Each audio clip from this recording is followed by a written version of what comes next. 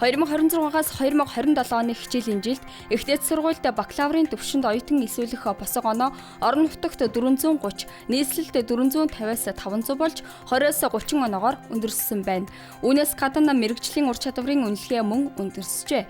Тодорхойлбол ойн болон мал аж ахуй, ангаах ухаан, мал эмнэлэг, агаарын тээврийн үйлчилгээ, батлан хамгаалах, цагдаа шүүх, мөрдөх алба, онцгой байдал, хил дотоодын цэрэг, шалган нэвтрүүлэх зэрэг хөтөлбөрийн ур чадварын босго оноо 490-ээс 500 болжээ. Эрдэнэс тавталгын компаниас 1072 хувьцаатай иргэн бүрт ногдох 63242 төгрөгийн ногдол ашгийг энэ сард багтааж олгоно.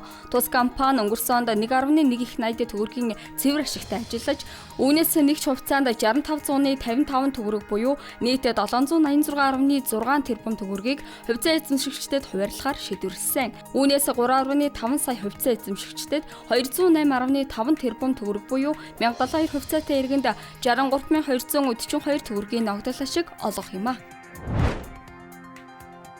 Шинжлэх ухааны академийн палеонтологийн хүрээлэнгийн судлаач Майн Баяраар ахлуулсан судалгааны баг анх удаа Монгол орны төвийн бүсээс буюу Төв аймгийн Эрдэнэ санд сумаас үлэг өрөвлийн цуваа мөрийг илрүүлэн судалсан.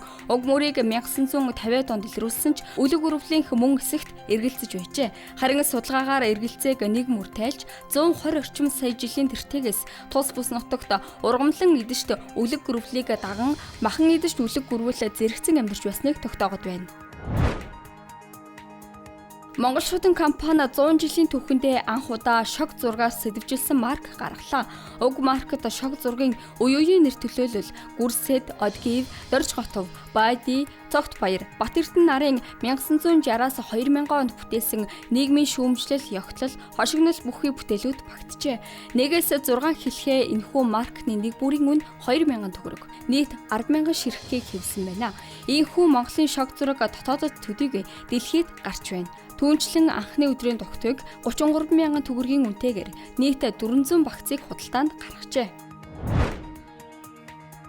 Хөвсгөл аймгийн Алан Эрдэнэс сумын 6 дугаар багийн хатгал тосгон тойлогтын үзүүр гэдэг газарт живсэн зээл 131 загварын автомашиныг онцгой эдлийн газрын даргадид хурандаа гамболдоор ахлуулсан алба хаагчид татан гаргажээ. Тус автомашин нь өнгөрөгч 1-р сарын 11-нд 23 метрийн гүнд живсэн.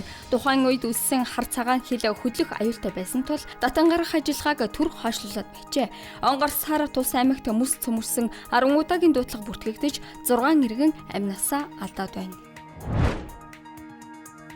Бүгд найрамдах бурайдулс ачаа тээврийг жолоочгүй автомашинаар гүйцэтгэх 46 бүс нутгийн нэг нь болж дуршилтыг илүүлэх эрхийг авчээ.